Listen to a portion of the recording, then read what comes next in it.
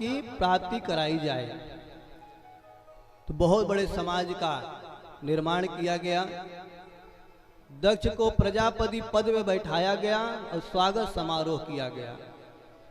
तो जितने थे भाई सब खड़े होकर के दक्ष का स्वागत किया, परंतु ब्रह्मा, विष्णु और शिव ये नहीं खड़ी भाई। तो दक्ष को लगा कि भाई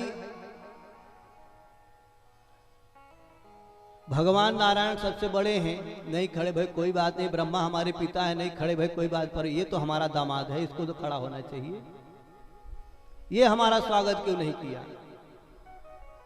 माननीय जो पुरुष होता है ना, अभिमानी, माननीय है पर साथ में अभिमान है, तो यही सोचता है।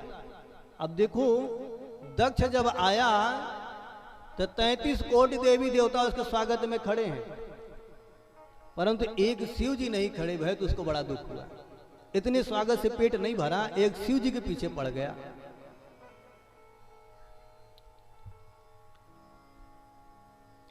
दक्ष प्रजापति को प्रजापति का पद पाते ही ऐसा अभिमान हुआ महाराज कि जब गद्दी पे बैठा ना, तो अध्यक्ष का काम होता है पहले सबका सुन ले और लास्ट में अपना निर्णय सुनाए। परंतु दक्ष ने क्या किया, जैसे ही गद्दी पे बैठा महाराज तो सीधे भाषण देना शुरू कर दिया। श्रूयताम तन्मुनीश्वरा श्रूयताम ब्रह्म ऋषयो में सहदेवा सहाग्नया। जितने भी सभासद यहाँ विराजमान है, श्रूयताम, मेरी बात को ध्यान से सुने। जितनी सभासद थी भाई अक्का बक्का हो गई कि अध्यक्ष को पीछे बोलना था, अध्यक्ष सबसे पहले बोल रहा है, इसका मतलब कुछ न कुछ विशेष बात है। और सीधे कह रहा श्रूयताम तन्मुनीश्वरा। यहां तक कि अपने बाप को भी कहा श्रूयताम ब्रह्म ऋषियों में, जो ब्रह्म ऋषि हैं, जो ब्रह्मा इत्यादि है, सब मेरी बात को सुने। भाई जब इतनी बड़ी बात कोई कह दे, सबके कान खड़े हो गए, क्या कहना चाहते हो हमारा। दक्ष कहता है साधु नाम ब्रूते वित्तम नाना ज्ञाच मत्सरा। मैं जो बात कर रहा हूं अज्ञान बस नहीं कर रहा हूं, ईर्षा बस नहीं कर रहा हूं। तो कहना क्या चाह रहे हो महाराज, तो कहते साधु नाम ब्रूते वित्तम। साधुओं की सभा में कोई अगर एक असभ्य आ जाए तो शोभा धूमिल हो जाती है। अब 33 कोटि देवी देवता एक दूसरे का मुख देखने लग गए, भैया इसमें असभ्य कौन है। बोले इधर उधर क्या देखते हो, अयम तु लोग पाला नाम यशोग्न निरपत्र। हम सबके यश को धूमिल करने वाला कोई और नहीं है, शंकर। बोले ऐसी क्या बात है भाई। बोले प्रेतावासेषु घोरेषु, जब देखो तब प्रेतों के बीच में घुसा रहता है, घिरा रहता है, मुंडों की माला पहनता है, चिताओं की भस्म अपने अंग पे लगाता है।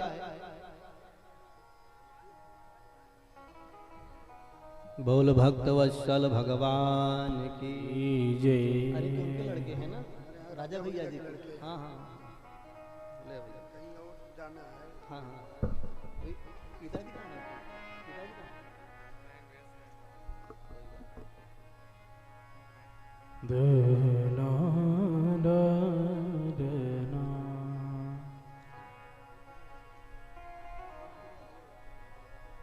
मन दर्पण कहलाए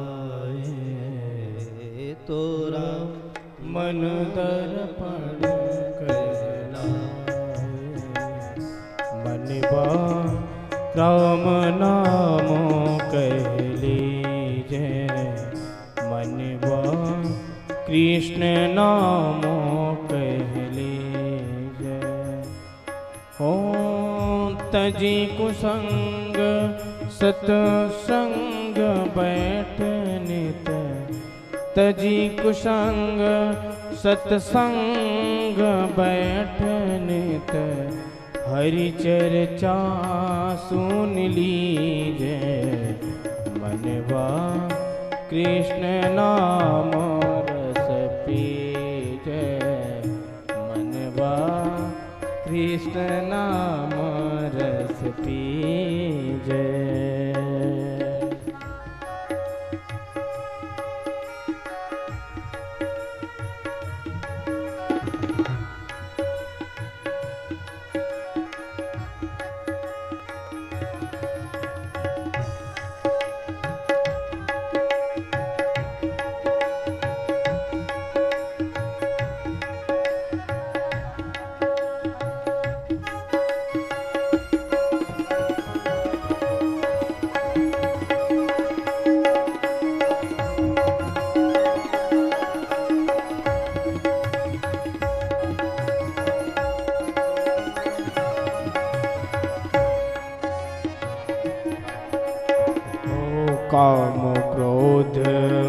मद मोह लोभी को, काम क्रोध मद मोह लोभी को। हरि चर्चा सुन लीजे, मनवा कृष्ण नाम रस पीजे। मनवा कृष्ण नाम रस पीजे। मनवा कृष्ण नाम रस पीजे। बोल भक्त वत्सल भगवान की जय हो। हम सबके मध्य कुंडा प्रतापगढ़ के जो राजा हैं, जिनका नाम ही है राजा भैया, उनके राजकुमार अभी हम सबके मध्य आए थे।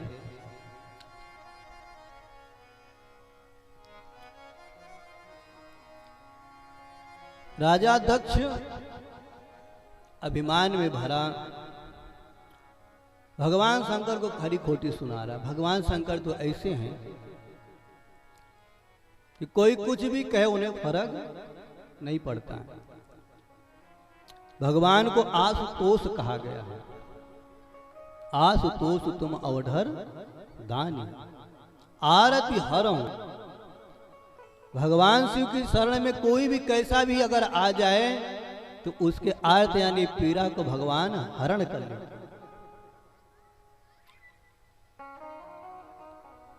ऐसे भगवान शिव को,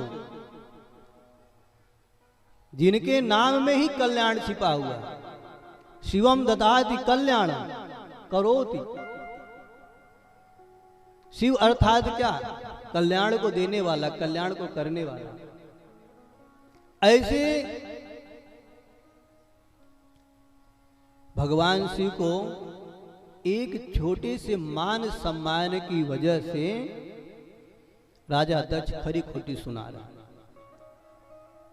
सभासद ने पूछा कि भाई तुम्हें शंकर जी में अगर इतना अवगुण दिखाई पड़ रहा तो तुम अपनी बिटिया क्यों ब्याह दिया भाई? जब शिव इतने अवगुणी थे, इतने अवगुण उनके अंदर भरे थे, प्रेतों को बीच में रहते हैं, मसान की भस्म लगाते हैं, भूतों के साथ रहते हैं, तो तूने अपनी बिटिया का ब्याह क्यों किया?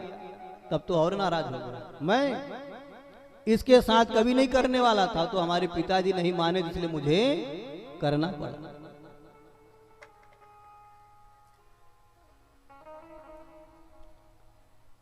अंत गत्वा जब इतने सी मन नहीं भरा महाराज, अयम तु देव यजनम इंद्रोपिदिंद्रादि भवः सहभागम न लभताम देवै देवगणाधम। ये हम समस्त देवताओं में अधम है, ये गणों में सबसे अधम है। इसलिए मुझे श्राप देता हूं कि आज के बाद यज्ञ में इसे कोई भाग नहीं मिलेगा। तब तो महाराज नंदी से नहीं रहा गया। दक्ष अभिमान में तू आकर के हमारे शिव को, हमारे भोले बाबा को जो चाहे मन में आ रहा तो कर रहा, तो ठीक है, तुम्हारे ससुर दामाद की बात है, हम बीच में क्यों बोले, पर तूने श्राप क्यों दिया?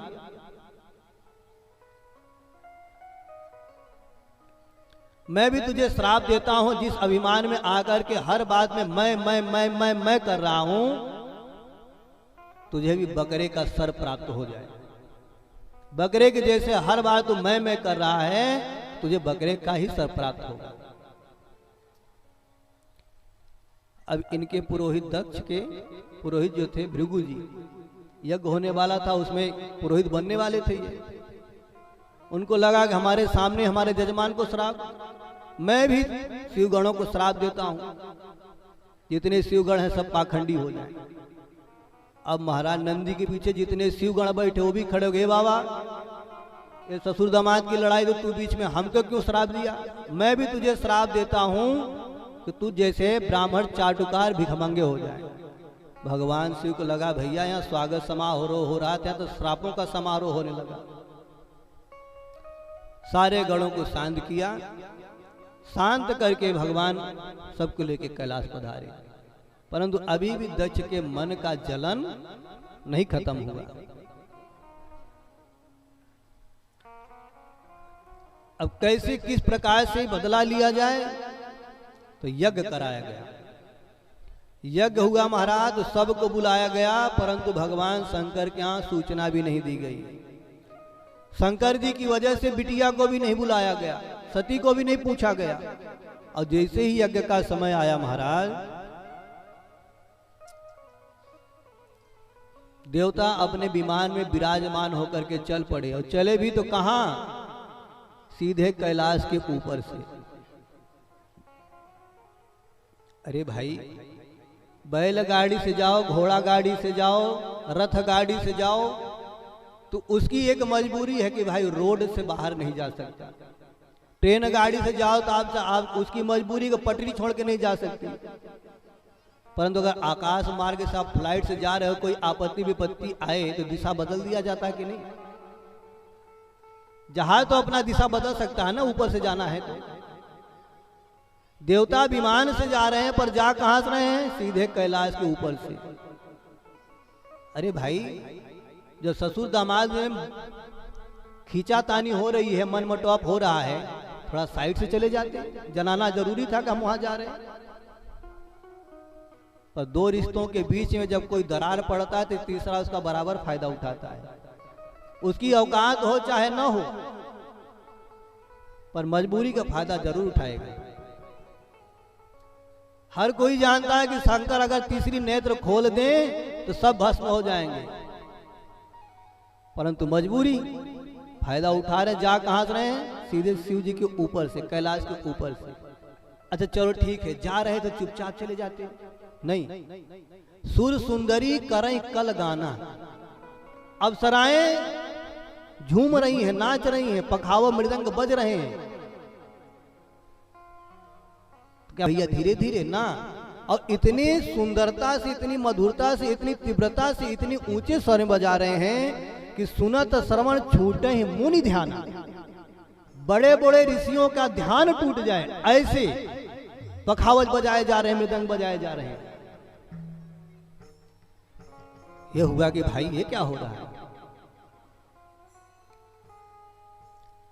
गोस्वामी जी ने चौपाई में ये क्यों कहा कि सुनत श्रवण छूटे मुनि ध्यान? ध्यान शब्द क्यों लाया? क्योंकि जानते हैं कि भगवान शंकर हमेशा समाधि में ही रहते हैं। इसलिए देवताओं ने अपने गणों को कहा कि ऐसा ध्वनि बजाओ, ऐसा राग छेड़ो, ऐसा मृदंग पखावज बजाओ कि भगवान शंकर का ध्यान छूट जाए।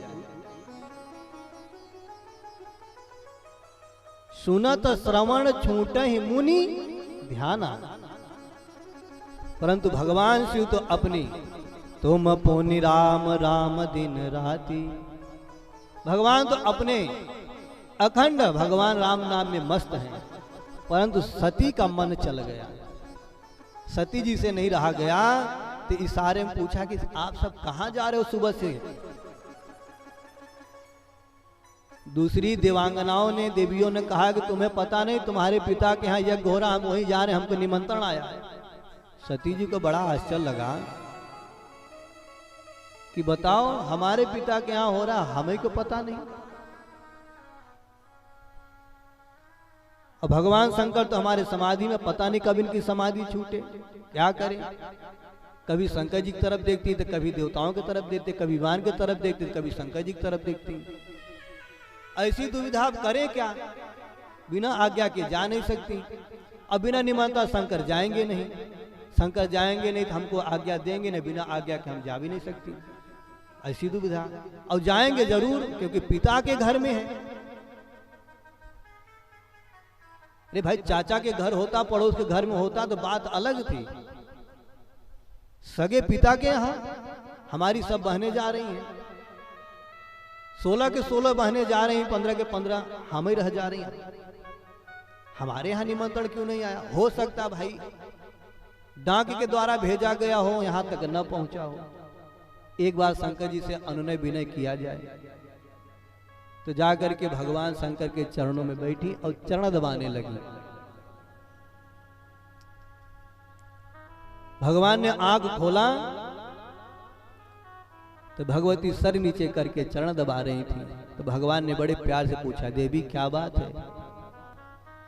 भगवती ने कहा प्रभु कोई बात नहीं, हम तो आपकी सेवा में हैं, आपकी सेवा कर रही हैं। बोले नहीं, आज की सेवा में कुछ अलग ही बात है, आज कुछ ज्यादा ही सेवा हो रही है। बोले नहीं नहीं, हम पतिव्रताओं का धर्म है पतियों की सेवा करना, हम सेवा कर रहे हैं। बोले नहीं, सेवा तो हर रोज करती हो आज, पर आज की सेवा कुछ अलग ही है, क्या बात है बताओ।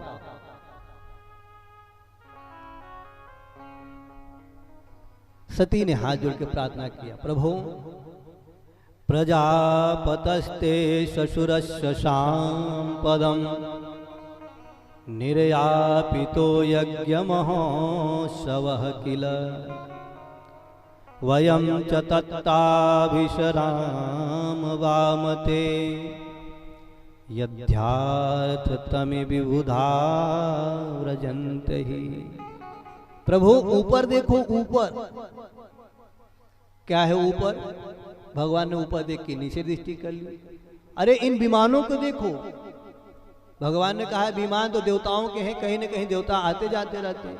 बोले नहीं नहीं, ये जितने विमान हैं प्रजापतस्ते ससुरस्य शाम्पदम्, आपके जो ससुर हैं, ये नहीं करें हमारे पिता, आपके जो ससुर हैं उनके यहाँ यज्ञ महोत्सव किला, बहुत बड़े यज्ञ का आयोजन हो रहा है, ये सब देवता वहां जा रहे हैं। तो वयम च तत्रा विश्राम वामते, यदि आपकी कृपा हो तो वयम, ये नहीं करें कि हम दोनों।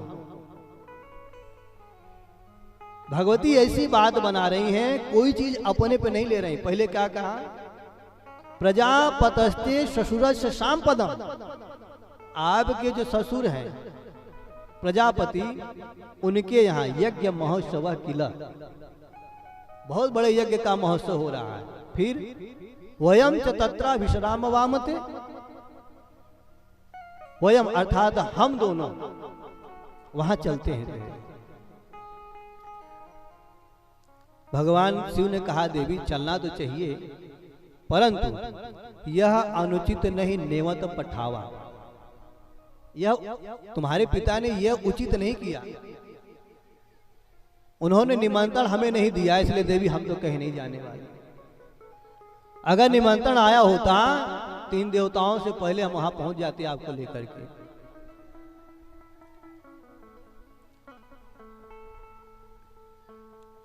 भगवती ने कहा प्रभु कोई कोई जगह ऐसे होते हैं जहां बिना निमंत्रण के भी जाना चाहिए। कहा देवी? बोले पिता के घर, गुरु के घर और भगवान के घर बिना निमंत्रण के जाना चाहिए। हमारे पिता तो कोई सांसारिक कर्म कर नहीं रहे, तो यज्ञ का प्रक्रिया कर रहे हैं, उसमें हम सबको चलना चाहिए। भगवान ने कहा देवी यदि अब तुम बात छेड़ रही हो तो एक बात तुम्हें बता दूं कि तदब विरोध मान जह कोई, तहां गए कल्याण न होई। जैसे ही विरोध शब्द सुना देवी ने तो सारे मनोरथ फीके पड़ गए। विरोध? अभी प्रभु आपसे, आपने हमसे छिपाया, आज तक बताया नहीं, और कैसा विरोध? तब सारी घटना भगवान ने, शिव ने सुनाई, और यहां तक कह दिया भगवान ने कि देवी ऐसी जगह कभी नहीं जाना चाहिए कि सामने वाले को देख करके पीड़ा हो जाए, उसे देखकर हम दुखी हो जाए, हमें देख करके वो दुखी हो जाए। आवत ही हर से नहीं नैनन नहीं सने, तुलसी तहां न जाइए चाहे कंचन बरसे में। जहां विरोध हो, जहां कोई अपना बुरा भाव रखता हो, देवी वहां नहीं जाना चाहिए। चाहे बादलों से स्वर्ण की वर्षा क्यों नहीं हो रही हो, फिर भी वहां नहीं जाना चाहिए। तदब विरोध मान जह कोई, तहां गए, शंकर जी ने स्पष्ट कहा कल्याण न होई। उन्होंने नहीं कहा कि स्वागत न होई, तुम्हारा स्वागत नहीं, कल्याण नहीं होगा तुम्हारा, ये बात मान लो हमारी।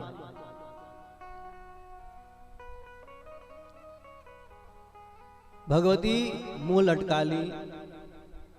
फिर उन्होंने निवेदन किया कि प्रभु पिता भवन उत्सव परम जो आयस प्रभु होई, तो मैं जाऊं कृपायतन सादर देखन सोई। प्रभु आपसे आपके ससुर का विरोध है, यदि आपकी आज्ञा हो तो हम चले जाएं। भगवान शंकर समझ गए कि इतना समझाने के बाद सती नहीं मान रही है। अनेकों प्रकार से भांति अनेक समझावा, परंतु भावी प्रबल ज्ञान उर न आवा। समझ गए कि अब होई सोई जो राम रचि राखा, को कर तर्क बढ़ावई साखा। जब देख लिया कि भगवती समझने वाली नहीं है, इनको प्रबल इच्छा है जाने की, यहां तक कि हमने कह दिया कि तहां गए कल्याण न होई, उसके बाद ही भगवती नहीं मान रही हैं, इसका मतलब भगवान की कुछ होनी सुनिश्चित है।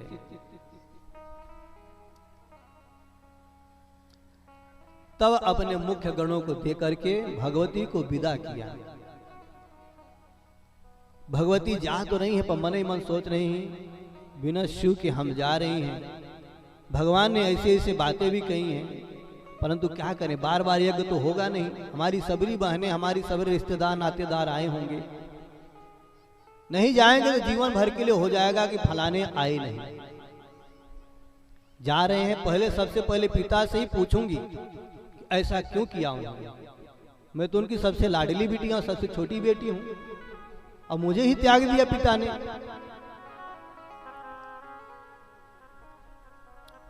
और जैसे ही महाराज दक्ष के यहाँ भगवती पहुंचती हैं, तो सबसे पहले बहनों से भेंट हुआ।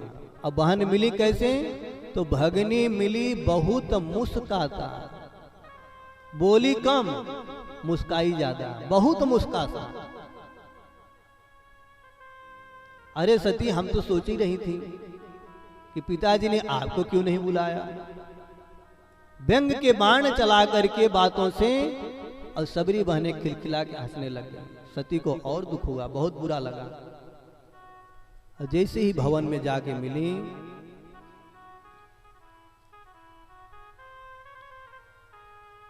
मां तो मां होती है।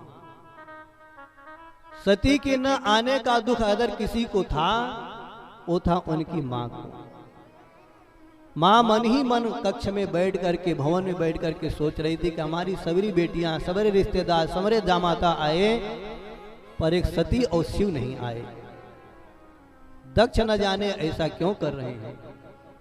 और जैसे ही सती को आते हुए देखा, सादर भलहि मिली एक माता, सादर भलहि मिली एक माता, सादर भलहि मिली एक माता, सादर भलहि मिली एक माता, भगनी मिली बहुत मुस्काता, भगनी मिली बहुत मुस्काता, सादर भलहि मिली एक माता, सादर मिली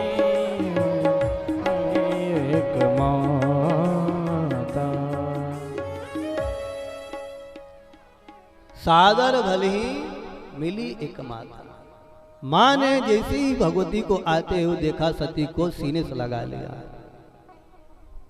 बिटिया, तेरे आने का मुझे बहुत कष्ट था, तू आ गई, बहुत अच्छा किया। शिव जी कहाँ हैं? भगवती ने कहा, मां, पिता ने उनको निमंत्रण नहीं दिया। ऐसा क्यों? इसलिए वो आए नहीं।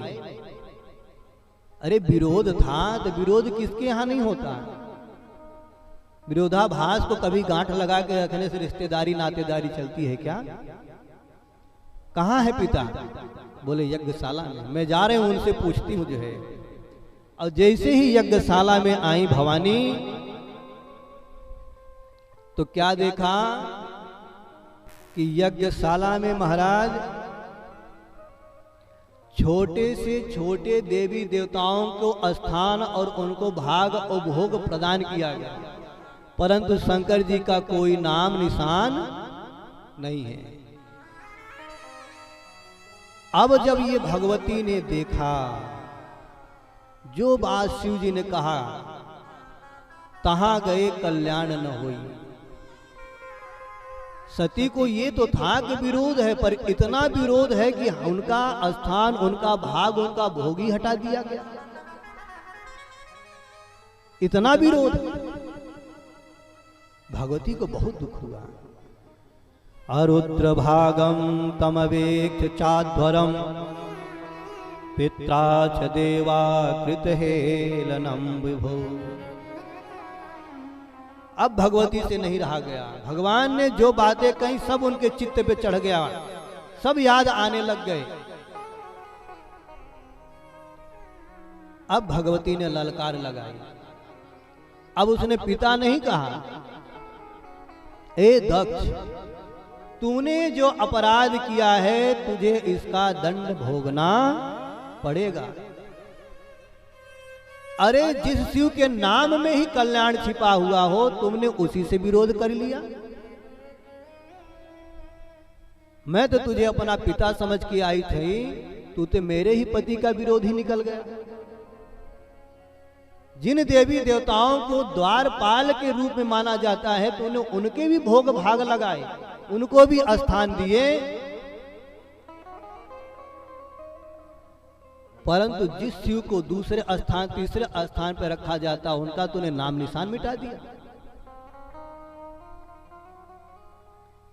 अब बता, मैं कौन सा मुख लेकर के उनके पास जाऊंगा? यदि मैं उनके पास गई और उन्होंने अगर यहाँ का सारा वृत्तांत मेरे से पूछा तो मैं क्या बताऊंगी? अब इस तरह का मुंह लेकर के मैं उनके पास नहीं जा सकती। बार बार मना करने के बाद भी मैं यहां आई। उन्होंने मेरे से स्पष्ट कहा था कि तहां गए कल्याण न हुई, उसके बाद भी मैं यहां आई तेरे मोह बस, और तू मेरे ही पति से विरोध करे बैठा। और इतना विरोध कि उनका नाम निशान मिटा दिया।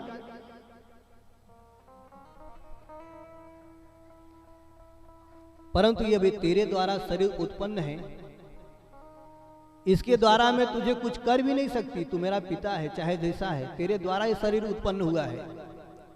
परंतु अब इस शरीर का मैं परित्याग कर दूंगी। ये शरीर लेकर के शिव की सेवा में अब मैं नियुक्त नहीं हूंगी। इतना कह के महाराज, अस कहीं जोग अगनि तनु जारा, भयहूं सकल मख हाहाकारा। जैसे ही योगाग्नि में अपनी देह को भस्मीभूत किया भगवती ने, पूरे यज्ञशाला में, पूरे प्रांगण में हाहाकार मच गया। भगवान के द्वारा भेजे गए जो गण हैं, भृंगी इत्यादि, जब उन्होंने देखा कि सती ने अपने देह का परित्याग कर दिया, तो दक्ष से हमारा रिश्ता ही क्या रह गया। तो लगे महाराज यज्ञशाला की बल्लियों को, बांसों को उखाड़ने, तोड़ फोड़ करने लग गए। अब यज्ञ के मुख्य पुरोहित कौन? भृगु जी। उन्होंने महाराज हाथ में जल लेकर के अभिमंत्रित करके जैसे हवन कुंड में छोड़ा, तो सेना की सेना प्रकट होने लगी। महाराज ऐसी सेना प्रकट भई, इतनी ताकतवर सेना प्रकट भई कि भगवान के जितने गण थे सबको पिटाई करी। बेचारे सब डूले लंगड़े होकर के वापस चल पड़े, जीव अपना प्राण बचा के भागे। ये सब चीजें देवर्षि नारद जी देख रहे थे कि भगवती ने अपने शरीर का परित्याग कर दिया। तो नारद जी, तो नारद महाराज यहाँ से झम्म से गायब भय, सीधे कैलाश पहुंचे। वहां जाकर के सारा वृत्तांत सुनाया।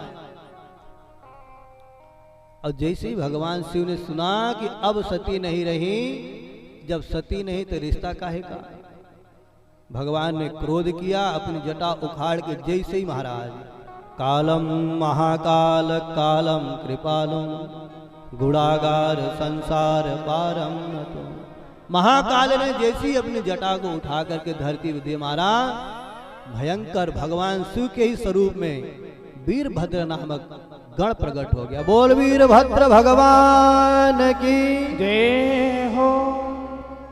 हाथ जोड़ के बोला, महाराज किम करो, क्या आदेश है मेरे लिए?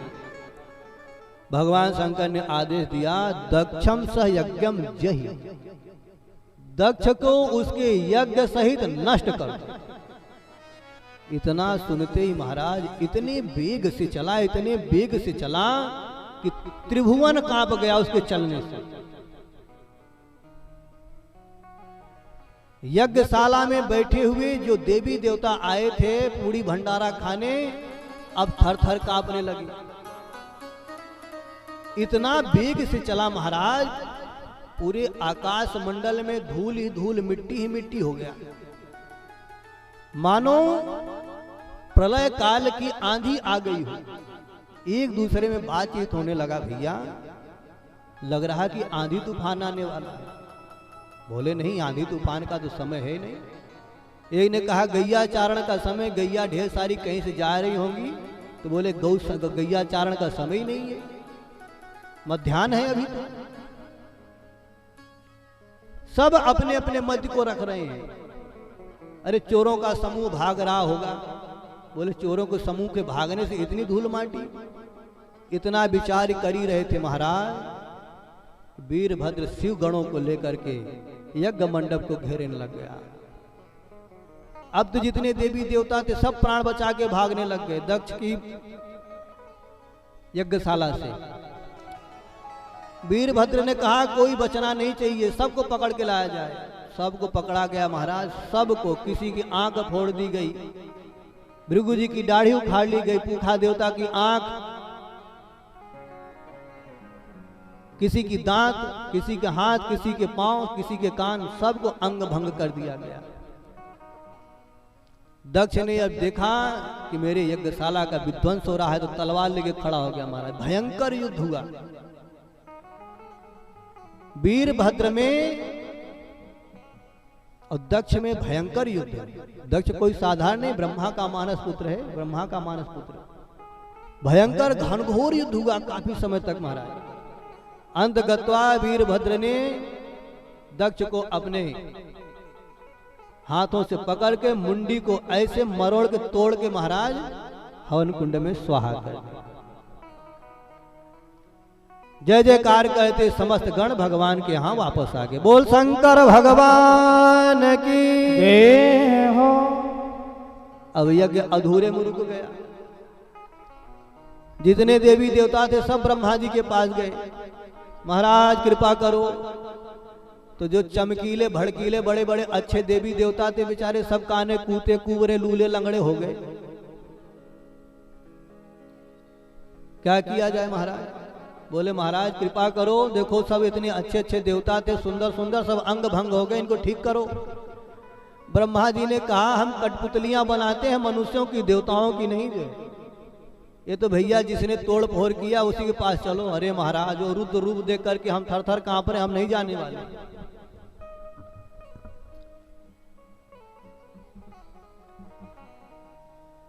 ब्रह्मा जी ने कहा हम साथ में हैं, डरने की कोई बात नहीं है।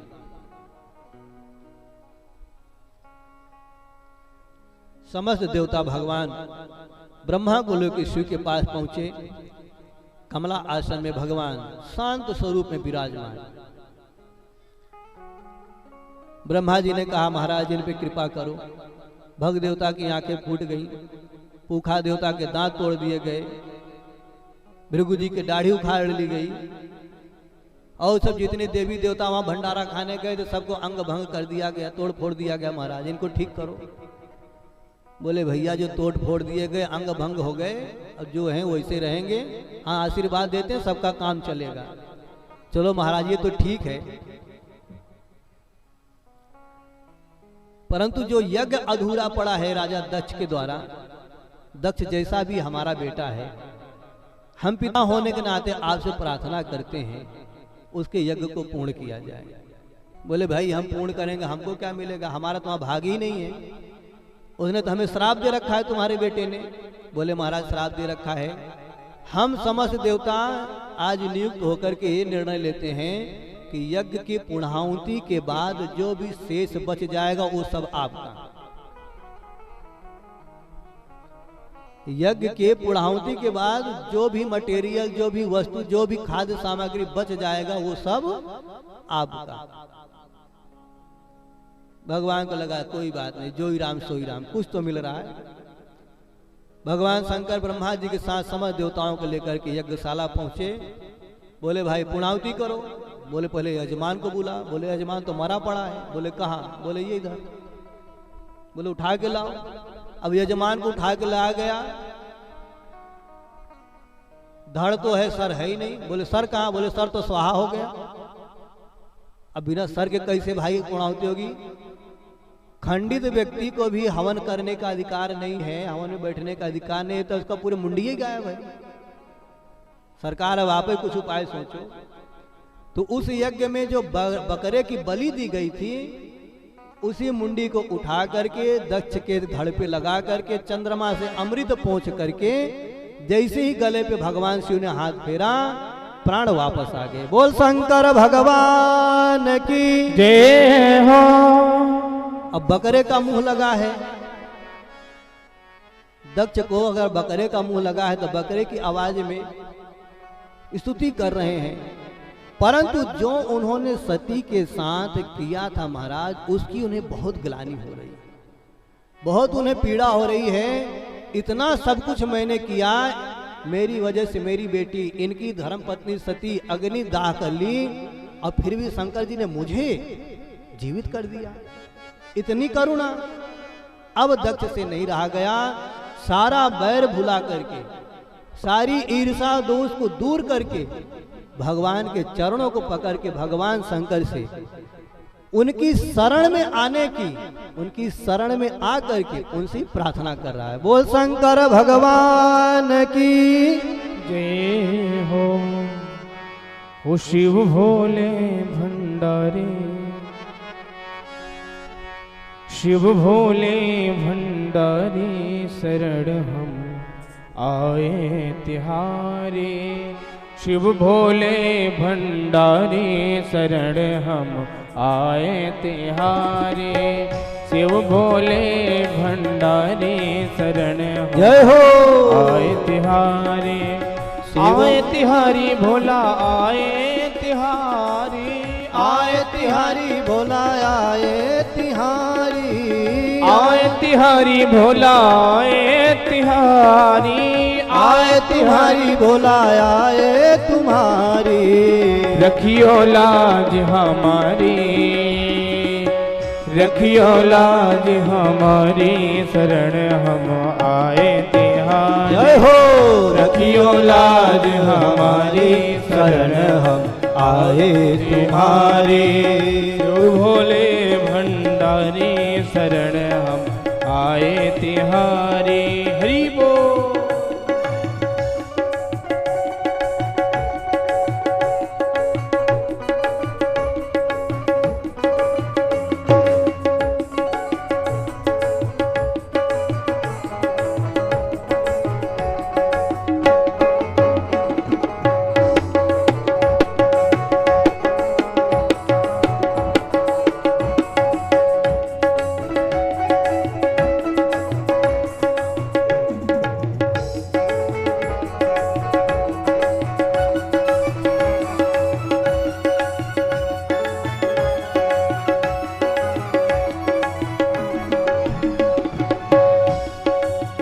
गले में सोहे मुंड की माला, गले में सोहे मुंड की माला, मुंड की माला, मुंड की माला, मुंड की माला, मुंड की माला। सिर पर गंगाधारी, सिर पर गंगाधारी, शरण हम आए तिहारे। शिव भोले भंडारी, शरण हम आए तिहारे। शिव भोले भंडारी, शरण हम आए तिहारे।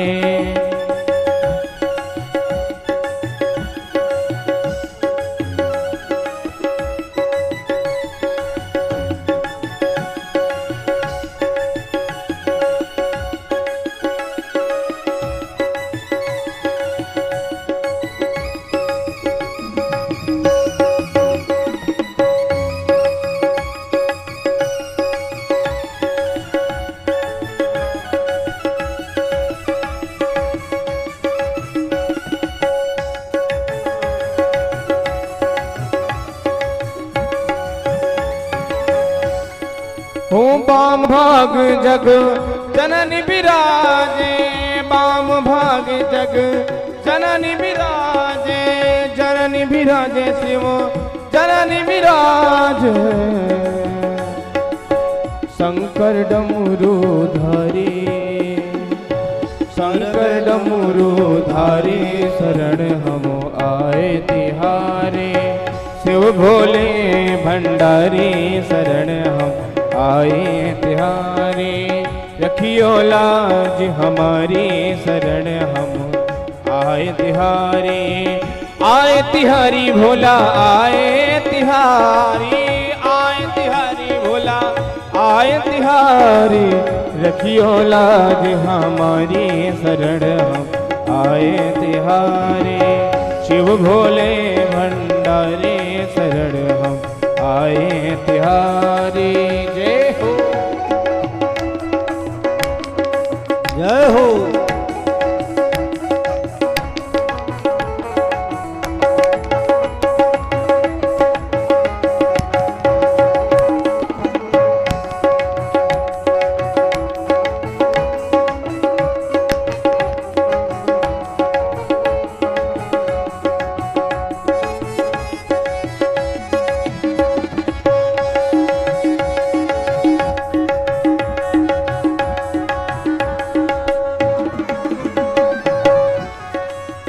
अर्ध चंद्रमा मस्तक सोहे, अर्ध चंद्रमा मस्तक सोहे। मस्तक सोहे भोला मस्तक सोहे, मस्तक सोहे भोला मस्तक सोहे। रखियो लाज हमारे, रखियो लाज हमारे शरण हम आए तिहारे। शिव भोले भंडारे शरण हम आए तिहारे। शिव भोले भंडारे शरण हम आए तिहारे। शिव भोले भंडारे शरण हम आए तिहारे। शिव भोले भंडारे शरण हम आए तिहारे। ना बोल शंकर भगवान की जय हो। जब दक्ष ने बकरे के मुंह के द्वारा भगवान शंकर की स्तुति करी, प्रार्थना करी, तो भगवान की बड़ी जोर से हंसी आई। इसलिए आज भी जब शिवालय में लोग जल चढ़ाने जाते हैं तो वहां बम बम बम बम करते हैं, क्योंकि भगवान उससे बड़े प्रसन्न होते हैं। दक्ष को लेकर के जैसे भगवान शिव ने पुणावती के मंत्र को पढ़ करके यज्ञ कुंड में आहुति छोड़ी, वैसे भगवान यज्ञ नारायण प्रकट हो गए। बोल यज्ञ नारायण भगवान की जय हो। यज्ञ की पुणावती भई, यज्ञ नारायण के दर्शन किए। सब देवी देवता भगवान शिव से क्षमा याचना मांगते हुए, उनकी करुणा को अपने हृदय में बसाते हुए अपने अपने धाम को गए। ये तो मनु जी की बेटियों का वंशावली। अब इनके जो पुत्र थे बड़े प्रियव्रत, इनसे कहा गया थी तपस्या करो और संतान की वृद्धि करो, सृष्टि की वृद्धि करो। महाराज ये तपस्या करने गए तो वहां देवर्षि नारद जी से भेंट हो गया। देवर्षि नारद जी से जब भेंट भया तो ऐसी सत्संग भई कि वापस लौट के ही नहीं आए महाराज। मनु जी बार बार बुलाने जाते हैं और तपस्या छोड़ के आती नहीं। तो मनु जी की मजबूरी में अपने छोटे बेटे उत्तान पाद को राज्य सौंपना पड़ा। राज्य सौंप करके मनु शत्रुपा वन को चले गए। राज्य का कार्यभार उत्तान पाद के ऊपर आया। इनकी दो रानियां सुनीति और सुरुचि। सुरुचि बड़ी पत्नी, सुनीति बड़ी पत्नी है, सुरुचि छोटी पत्नी है। उत्तान पाद छोटी रानी को ज्यादा चाहते हैं, ज्यादा मानते हैं, बड़ी को कम मानते हैं। उत्तान पाद का अर्थ क्या होता है? उत माने ऊपर, अर्ध यानी ऊपर, पाद माने पाद। जिसका पग ऊपर शीश नीचे हो वो उत्तान पाद। तो भैया